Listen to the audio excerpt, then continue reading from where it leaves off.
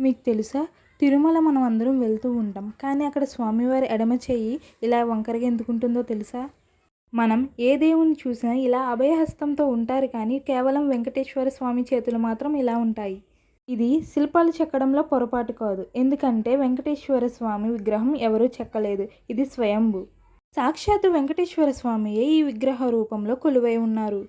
ఈ ఎడమ చేతిని కటికలింబితాస్త లేదా కటిహస్త అంటారు. సంస్కృతంలో కటి అంటే నడుము కింద నుంచి తొడల మధ్యలో ఉన్న భాగాన్ని కటి అంటారు.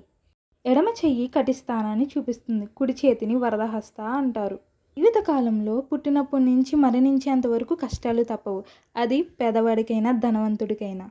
కుడి చేయి చూపించినట్టు ఎవరైనా వెంకటేశ్వర స్వామిని శరణు కోరితే ఈ స్థానాన్ని దాటి కష్టాన్ని రానివ్వరు.